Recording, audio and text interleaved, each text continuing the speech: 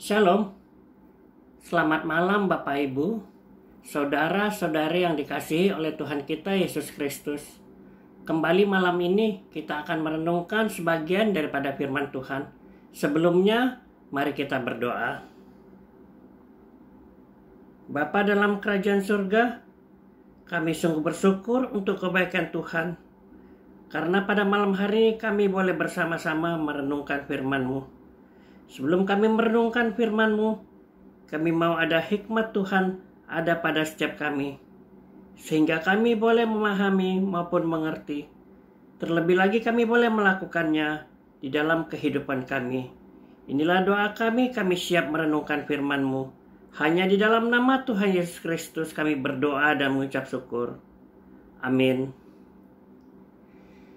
Firman Tuhan yang akan menjadi bahan perenungan bagi kita pada malam hari ini diambil dari surat 1 Petrus 1 ayat 3 sampai dengan 9 dengan judul perikop pengharapan iman dan kasih. Terpujilah Allah dan Bapa Tuhan kita Yesus Kristus, yang karena rahmat-Nya yang besar telah melahirkan kita kembali oleh kebangkitan Yesus Kristus dari antara orang mati kepada suatu hidup yang penuh pengharapan, untuk menerima satu bagian yang tidak dapat binasa, yang tidak dapat cemar, dan yang tidak dapat layu, yang tersimpan di surga bagi kamu, yaitu kamu yang dipelihara dalam kekuatan Allah karena imanmu, sementara kamu menantikan keselamatan yang telah tersedia untuk dinyatakan pada zaman akhir.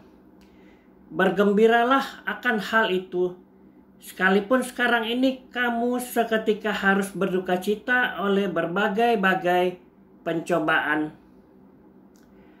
Maksud semuanya itu ialah untuk membuktikan kemurnian imanmu yang jauh lebih tinggi nilainya daripada emas yang fana, yang diuji kemurniannya dengan api, sehingga kamu memperoleh puji-pujian dan kemuliaan dan kehormatan pada hari Yesus Kristus menyatakan dirinya.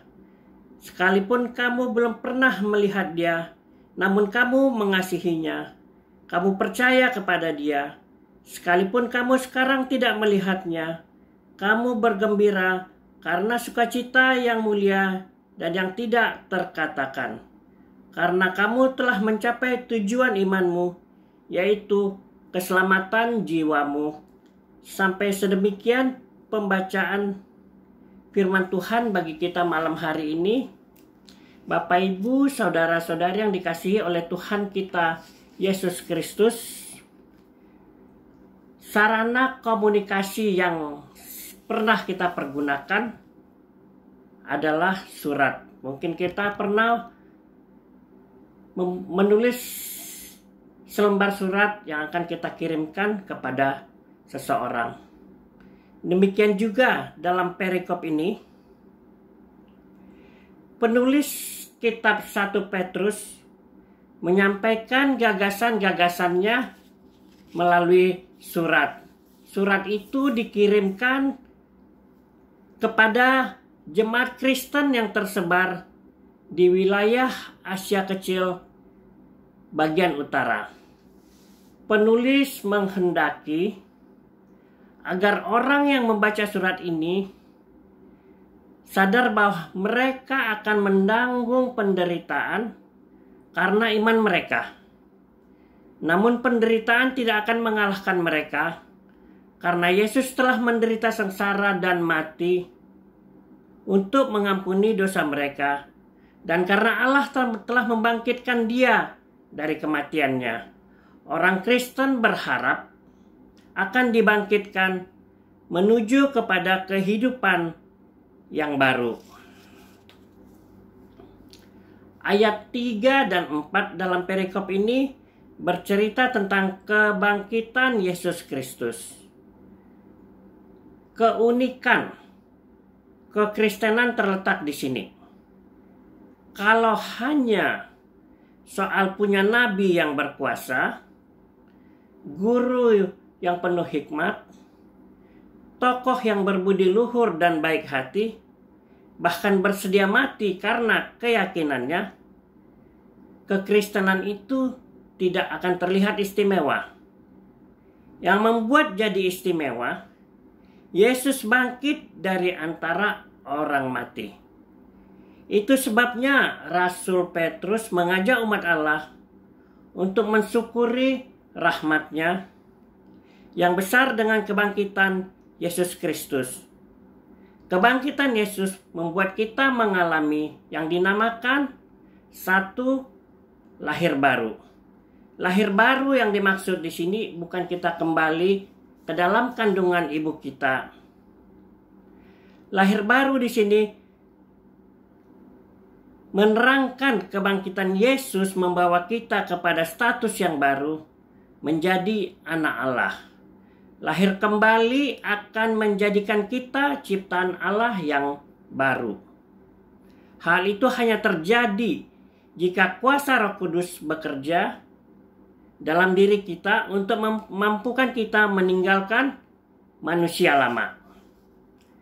Kerajaan Allah hanya akan menjadi bagian dari orang-orang yang telah diperbaharui oleh Allah, sehingga iman percaya kita kepada Kristus bukan hanya pada perkataan, namun menjadi pola hidup yang benar-benar diubah menjadi ciptaan Allah yang baru.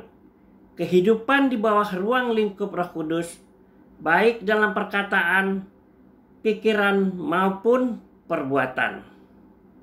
Yang kedua, menerima suatu bagian yang tidak dapat binasa.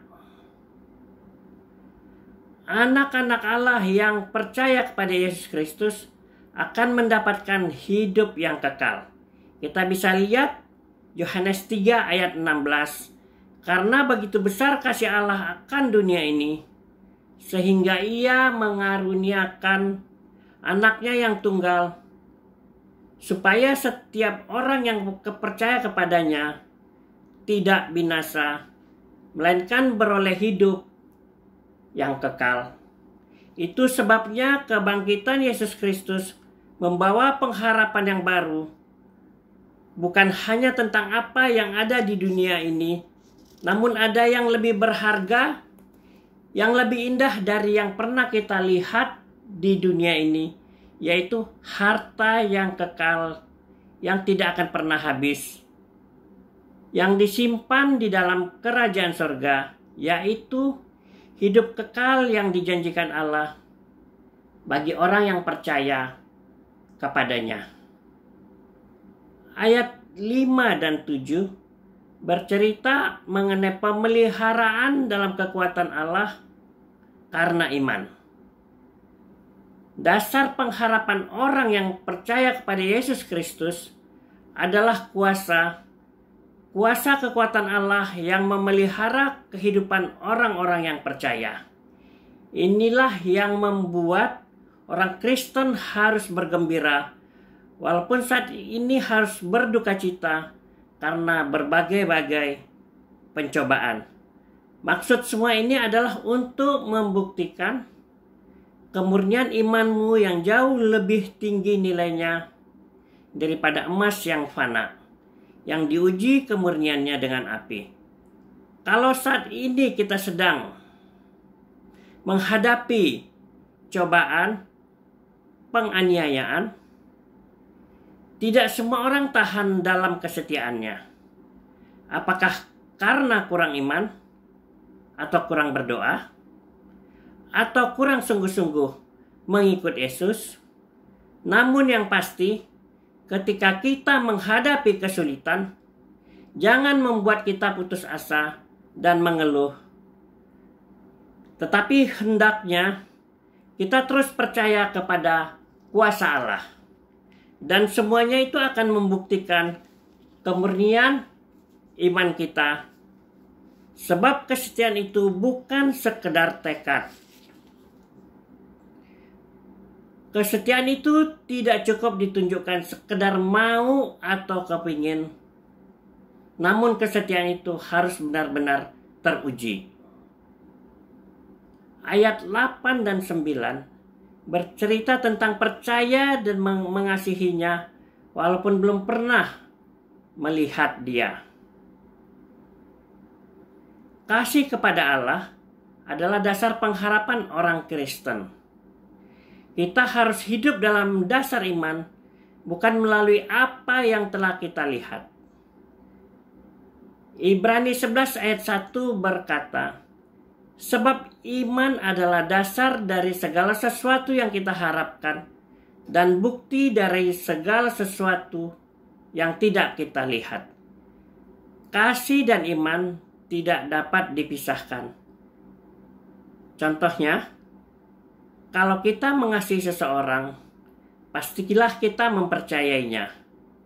Kasih dan imanlah yang meneguhkan pengharapan kita. Bagaimana besar pengharapan kita kepada Allah akan ditentukan bagaimana besar kasih kita kepada Allah. Itu sebabnya kita tidak perlu lagi takut menghadapi segala kesulitan. Namun kita akan terus bersukacita di dalam Tuhan. Bersukacita karena percaya kepada kekuatan Allah yang senantiasa memelihara kehidupan kita sampai saatnya kita meninggalkan dunia ini. Bersukacita karena kita percaya bahwa kita sudah memiliki kehidupan yang kekal melalui iman kita kepada Yesus Kristus yang telah melahirkan kita kembali.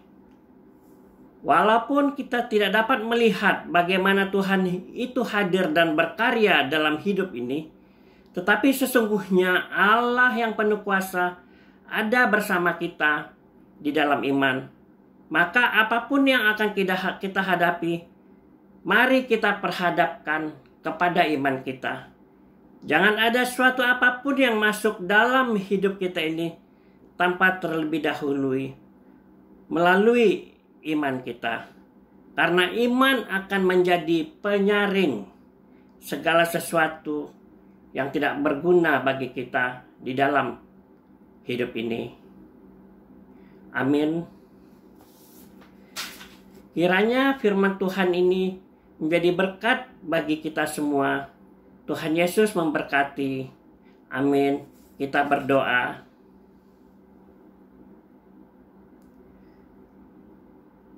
Terima kasih Bapa untuk kebenaran firman-Mu. Biarlah itu menjadi pedoman dalam kehidupan kami. Berkati kami senantiasa dalam kehidupan kami. Berkati kami di saat kami akan beristirahat. Supaya kami beroleh kekuatan baru pada saat kami bangun keesokan hari.